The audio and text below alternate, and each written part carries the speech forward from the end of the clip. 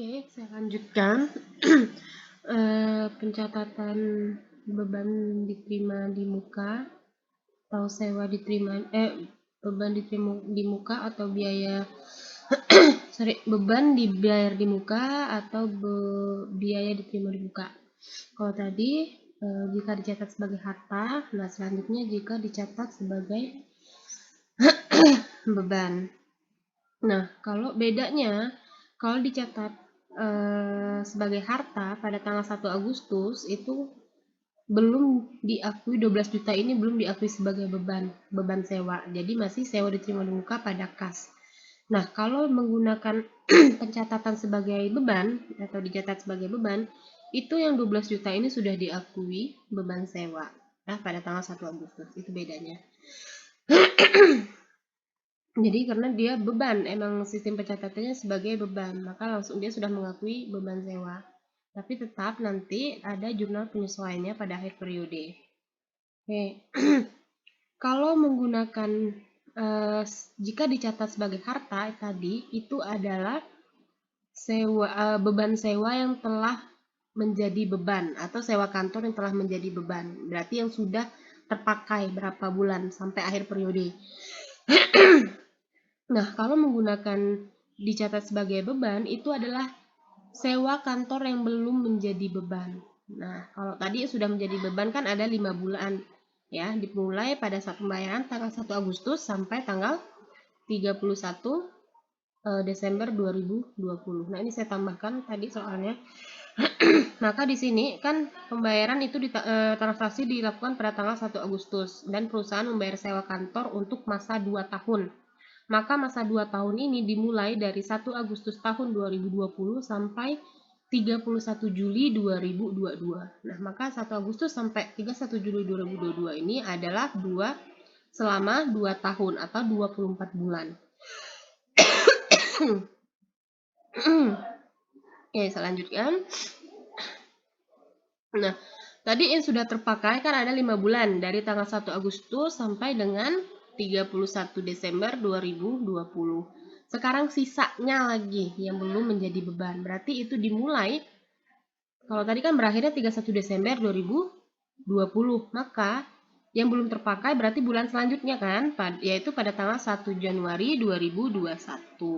Sampai akhir, ya, sampai akhir masa 2 tahun tadi, yaitu pada tanggal 31 Juli 2022. Maka silakan dihitung nih, ya. Januari, ya, ini Januari 2021, ya kan. Dari 1 Januari 2021 sampai 31 Desember 2021 itu kan ada 12 bulan, ya kan. Enggak, ada 12 bulan kan. Ilustrasi sedikit ya.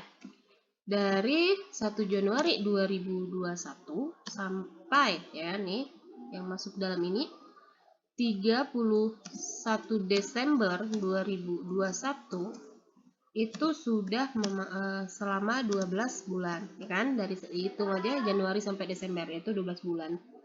Nah, sekarang dari ini lagi 31 ke 31 Julinya. Berarti 31 Desember kan udah lewat nih. Berarti tanggal bulan selanjutnya berarti 1 Januari 2022 sampai dengan 31 Juli 2022. Oke, berarti silakan dihitung berapa nih. Januari, ya kan, berarti dimasuk hitungan ya. Januarinya Januari, Februari, Maret, April, Mei, Juni, Juli. Nah, Julinya juga masuk hitungan ya, karena dia 31 Juli, bukan 1 Juli. Maka ada sebanyak 7 bulan. Maka dari tanggal periode 1 Januari sampai 31 Januari 2021 sampai 31 Juli 2022 itu seberapa yang beban yang belum sewa kantor yang belum jadi beban itu selama 19 bulan. Maka di sini 19 bulan dibagi 24 bulan dikali 12 juta rupiah, maka dapatlah 9.500.000. Kalau tadi beban yang sudah sewa kantor yang sudah dijadikan beban itu ada 2.500.000. Maka kalau menggunakan sistem pencatatan sebagai beban itu yang belum terpakai itu totalnya menjadi 9.500.000. Boleh ditambah untuk memastikan benar apa enggak. 9.500.000 ditambah 2.500.000. Benar enggak 12 juta? Nah, kalau benar berarti benarlah perhitungannya. Ini benar ya, 9.500.000 tambah 2.500.000 itu totalnya ada 12 juta rupiah. Ya, 9 tambah 2, 11, 11 tambah 500, 12 juta. Maka jurnal penyesuaiannya beda ya, menggunakan pencatatan sebagai beban dengan harta. Kalau harta tadi kan beban sewa pada sewa dibayar di muka. Nah, kalau ini kebalikannya. Karena kita mau menol nih, nanti di buku besar ketahuan nih bakal nol. Beban sewa yang awalnya 12 juta bakal berkurang kan? Jadi karena dia dikredit 9.500.000. Maka akunnya di sini sewa dibayar di muka pada beban sewa sebanyak 9.500.000 rupiah. Nah, itu pencatatan beban dibayar di muka, atau di sini ilustrasinya sewa dibayar di muka menggunakan pencatatan diakui sebagai beban. Oke, selanjutnya saya jelaskan tentang pendapatan diterima di muka di video selanjutnya.